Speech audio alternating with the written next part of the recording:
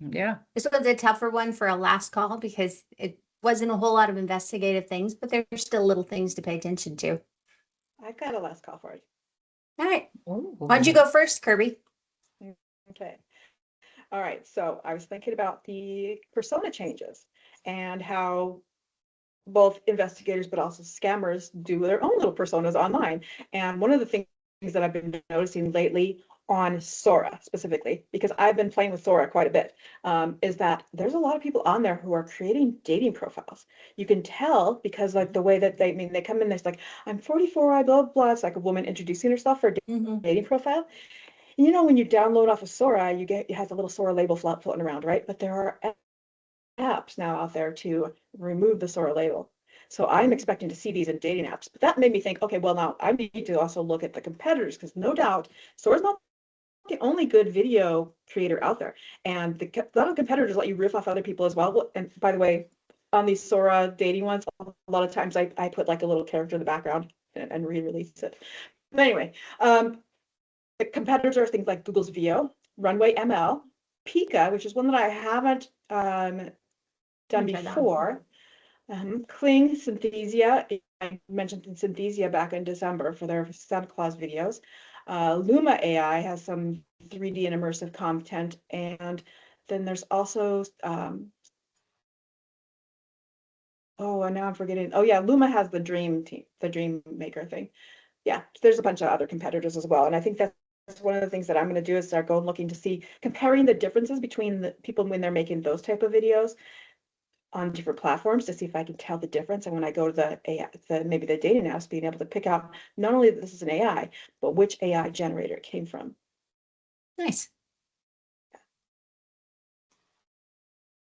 So okay, I have a woo-woo book. This is my woo-woo book. Brene Brown, do you guys follow her? So she's she has a podcast and everything, and I actually was talking to a friend of mine. I don't think she's going to crash. There's a lot of people who crash in this world. I don't think Brene is going to crash. I would be very sad if she did. But this is her newer book, Strong Ground, The Lessons of Daring Leadership, the Tenacity of Paradox, and the Wisdom of the Human Spirit. And what's interesting, and I'm not done with it completely, but she starts out talking about pickleball, how she gets injured playing pickleball. And, all about her core and everything. So I like her stuff, and I think it's very positive. I really like that podcast episode she has with Adam Grant, because I love Adam Grant. I don't think he's going to flame out. I don't know if you guys are Mel Robbins fans, but there's a lot of hate towards Mel Robbins right now. I don't think that hate will ever hopefully touch Brene Brown. So now watch, I've jinxed her. So how did she get hurt in pickleball? She's very competitive. It's the number one injury for people over 50 is pickleball. Really? So, and you know what's interesting is, and I think we do this, I'm really good at deflecting. So she goes to a trainer. She has to get into the trainer. It's not easy to get into the trainer, even though her name is Brene Brown. And when he says to her to do something, she will deflect, and he can see her deflect. Like, this is an athletic trainer, and she'll deflect, and she's not using her core correctly. And she can,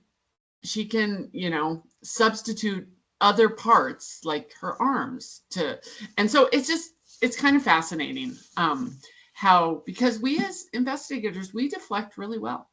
And he saw it instantly. How many times have you done an exercise class and the teacher comes over and they know that you're not doing it, and he calls her out on it? So I really like it. I'm enjoying it.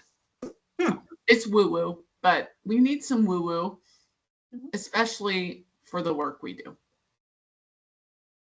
It's stress relief. There we go. Yeah. Okay. All right. I've got one. So it's from one of my favorite guys, Micah and Griffin. So MyOSINT training tools, but it's tools.myosint.training. and they have some great new ones that are up, or not new ones that are up, I take it back. Ones that are there that I don't deal with as much. I was on Blue Sky, but they do have some tools up there for Blue Sky ID to profile, and some Cash App profile bookmark marklets. They have the Blue Sky ID revealer, Facebook Marketplace profile bookmarklet. So go up and check those out. They have lots of stuff, up there. And there's a newsletter that I think was released this week. They have a newsletter, they have blogs, they have so much stuff up here. So definitely go check out the myocent.training, and just you can click under tools, their free resources, the bundles, courses, whatever you want. You can even go on YouTube for them to get some of their classes. So check them out, because these guys are really great. Great guys. Mine's pretty simple. It's a reminder because a lot of people will be traveling or looking at exciting things like exploring Europe. Remember when you have, since Eddie Redmayne in the Jackal, he had obviously lots of different passports. Remember, your passports all have a digital tracker in them. So when you are not using them, they belong inside a Faraday bag of some type, or if they do not, then you are essentially having, it's a passive chip. It's not like it's actively like pinging out to something, but it can get picked up. There have been incidences where it will pick up what your country identity is, and it will set off an explosive, etc. So it's always good to make sure you use a good Faraday bag, make sure you test it. RFID, which is what passports have in them, are obviously much harder, believe it or not, because they're such a low signal range. They're actually harder to block than higher signal ranges. I was just So gonna ask you about RFID wallets for them. they're just okay. I make sure I have multiple layers. That's just my general rule of thumb. So I would ask that or look in the manufacturing to make sure it has multiple layers of it. I've always liked Faraday technology. It's why I designed a bag in the first place. But 2 layers, it's the same if you want to pop off on another country and drop your phone inside a Faraday bag. That's a good rule of thumb. That way you're not hitting their network. And the last thing is, when I travel internationally, I'm sure the Jackal would have done this. I take around my own private hotspot, so it works off a VPN in another country within the region I am traveling in, so I do not look like an American within that region.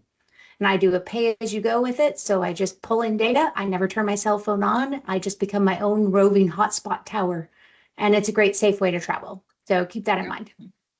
So on your Faraday bags, obviously they were for computers and for, They were for the ones I designed were for smartphones for doing digital evidence. That's what I have the and do you patent still on have for. some? Yeah, I Do still you? have them. I made them for passports too. I put my family's in the passport. I made purses at one time. They were pretty cool. So Oh, I Wait, just where wanted did that we- moment to say I designed a purse. How cool. So, Where yeah. did we buy yours? Typically I have them on my website, pararin.com. Right now we are out of stock because we have changed to bulk purchases, but that might change by the time this goes out. We'll see. So, okay. but Yeah, because I think I went up designed there everything looking for from one. suit Okay. coats. Yeah, I have a suit coat that's Faraday on the inside because you never know. Eddie Redmayne would totally have that. Just saying. Mhm. His little man pocket in there, he'd like slide stuff in. Yeah. So, Mhm. but do research it. Make sure it's actually good. There's a lot of stuff that comes out of China, and you will get I've heard some China very people- quickly. Yeah. Yeah. Some people use like aluminum foil. It does not work. It is not a good enough range. It does not work. Does not do the whole Right. foil hat, and it doesn't work very well around your passport. The passport has a metal built into the coating because it's a contact system to be able to read the chip. It's not great, so it can still get picked up by someone. So what if I put a second layer of my foil hat? Will that help? So I actually made Yeah. a Faraday hat, and I made a Faraday vest for a woman whose pacemaker was getting reset by her husband's smartphone. Uh-huh. Killed me. I'm like, why doesn't your husband want to change his phone? I mean, his model, I'm like, other people will have it happen, but I'm like, he's at home with you. Why won't he change? She's like, he really loves that phone. I'm like, if there is a murder of this woman, It's her husband. It's Yeah. absolutely her husband with his phone. So I made I her really like think we should. a vest, a fleece vest style, and it was Faradayed as well. So she would wear that, and once she zipped it up, it closed the cage off to protect her pacemaker. Oh, I know, Okay, random we can- stuff. Quick Make question. a hat that looks like a Hmm. foil, like the foil with the, Yeah. and make Okay, things quick better. question, because I know this is coming out in January, but like, are my kids gonna think I'm crazy if I buy them little Faraday? I mean, my daughter is in Europe. She lives in London. Like, Hmm. am You I? should, you should have it. Okay, I I'm can, Yeah, I going can on hit you up Amazon. after. Fly. Yeah, remind me, Kelly. I have some bags that are they're big enough for a smartphone, but she could keep her passport and things in there. That's just a good rule of thumb. yeah, yeah. And the Okay, I'm pickpockets ordering. are good people out there, so be careful of that too, where you're putting them. Yeah, Who's absolutely. bumping into you?